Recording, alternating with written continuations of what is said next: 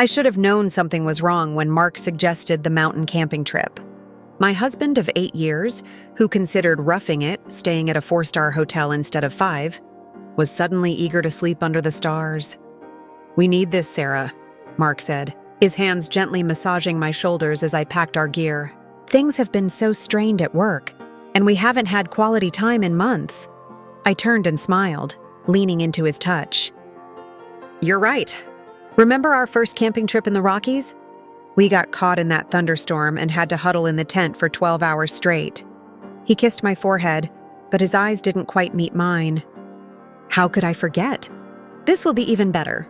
Just you, me, and the wilderness." Looking back, the signs were there. The way he'd been working late more frequently, the new password on his phone, the distance that had grown between us like creeping ivy. But love makes you blind, and I was Helen Keller. The morning we left, Mark was unusually attentive. He packed the car carefully, making sure my favorite blanket was within easy reach. He even made coffee exactly how I liked it: 2 sugars, a splash of cream. "You seem different," I noted as we merged onto the highway. "Good different." He reached across the console and squeezed my hand. "I've been doing a lot of thinking lately about our future, about what really matters." If only I'd known he was thinking about my $80 million life insurance policy. We arrived at Blackwood Canyon as the sun began dipping behind the snow-capped peaks. The air smelled of pine and impending rain. Mark chose a remote campsite miles from any other people, explaining he wanted complete privacy. While I set up the tent, Mark unpacked the food cooler.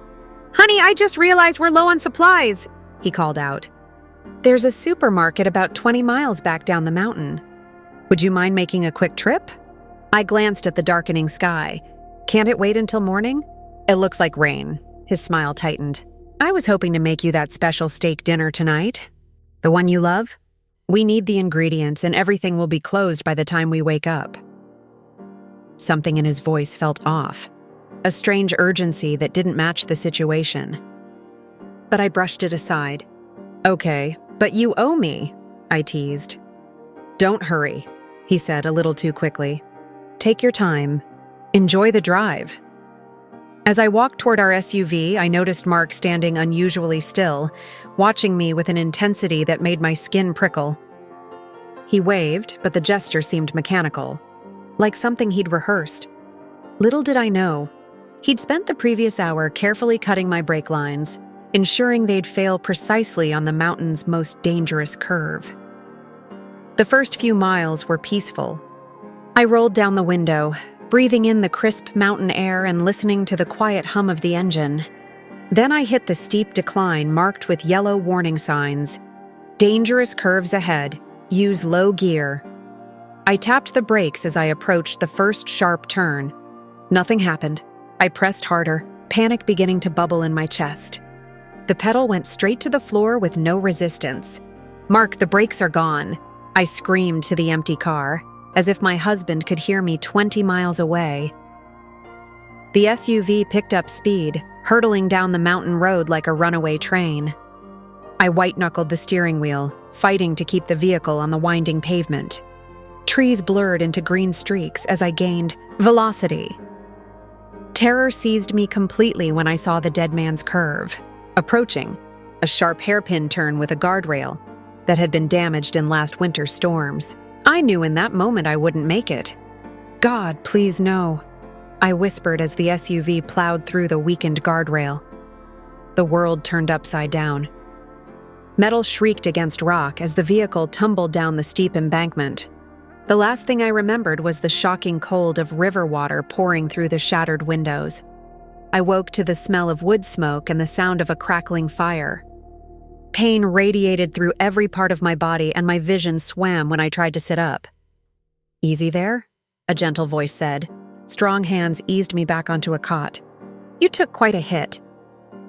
I blinked until the face above me came into focus.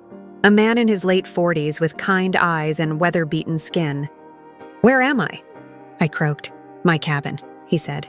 "Name's Ben. I was fishing when I saw your car go off the cliff. Pulled you out just before it sank completely." It took 3 days before I could stand without dizziness. Ben turned out to be a former paramedic who'd left city life behind after losing his family in a car accident. He understood trauma, both physical and emotional. As I healed, we watched the news coverage of my tragic accident. The search had been called off after a week. The authorities declared me dead, citing the treacherous currents that had likely carried my body miles downstream. Then came the segment that shattered what remained of my heart. In a surprising turn of events, the news anchor reported, businessman Mark Reynolds, whose wife Sarah perished in a tragic mountain accident just 1 month ago, has announced his engagement to his executive assistant, Chloe Montgomery. The screen showed footage of Mark and his secretary, a woman I'd met at company Christmas parties, holding hands as they left his office building. She was wearing the diamond necklace he'd told me was for his mother. Ben turned off the television, his face grim. "I'm sorry, Sarah." That's when I remembered Mark's unusual life insurance request 6 months earlier. He'd insisted we increase my policy to $80 million, saying it was for estate planning purposes. I'd signed the papers without question, trusting the man I loved. Now the pieces clicked into place with horrifying clarity. The camping trip, the urgent grocery run, the failed brakes. It was all planned. "I need to see the insurance news," I whispered. Ben hesitated before pulling up an article on his laptop. Mark had filed the $80 million claim the week after my death. The investigation was ongoing. But with my body missing and the accident deemed tragic but not suspicious, payout seemed inevitable. That night, as I stared at the mountain stars through Ben's cabin window, I made a decision. I wouldn't return from the dead just yet. I needed evidence. I needed proof. And I needed the perfect moment to expose the truth. With Ben's help, I began digging into Mark's life from the shadows. We discovered he'd been having an affair with Chloe for over a year. Financial records showed he'd accumulated massive secret debts, gambling losses from high-stakes poker games I never knew he played. Ben used his old contacts to get copies of the police report. The investigation had been cursory at best, a tragic accident on a dangerous road. No mechanical inspection, no consideration of foul play. "We need someone on the inside," Ben said one evening over dinner. "Someone who can access the evidence before it's destroyed." That someone turned out to be David, Ben's brother who worked in the district attorney's office. When we showed him our suspicions, his expression turned grave. "I'll look into the insurance claim investigation," David promised. "But we need more than circumstantial evidence." The break came when David discovered Mark had purchased specialized tools 2 weeks before our trip. Tools perfect for tampering with brake lines. The store's security footage clearly showed my husband making the buy. Purchased Mark and Chloe scheduled their wedding for exactly 2 months after my death. The invitation described it as a celebration of love born from shared grief and newfound happiness. The hypocrisy made me physically ill. Ben and I monitored their preparations through social media and the wedding planner's website. The ceremony would be at the Grand Crest Hotel, with 200 guests, including all our mutual friends. The ballroom remained silent for 3 heartbeats. Then I stepped through the service entrance. I object. 200 heads turned in unison. The color drained from Mark's face so completely I thought he might faint. Chloe made a small choking sound. "Sarah?" someone whispered from the crowd. "But you're dead. Am I, Mark?" I walked slowly down the aisle, my eyes locked on my husband. "You certainly tried your best to make me dead. Cutting brake lines on mountain roads tends to be fatal." The guests began murmuring, cameras flashing as wedding guests captured the scene. "You're confused," Mark stammered, recovering slightly. "The accident.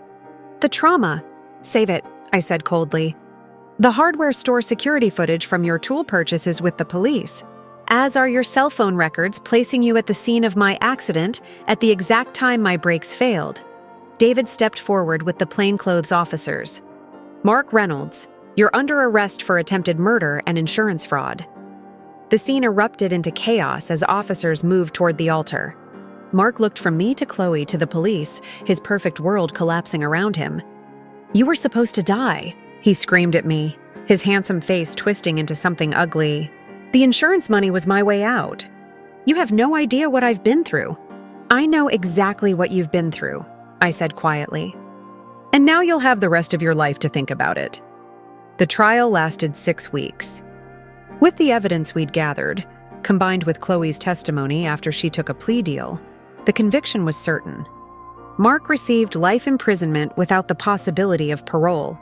The judge called it one of the most cold-blooded, premeditated murder attempts he'd seen in his career.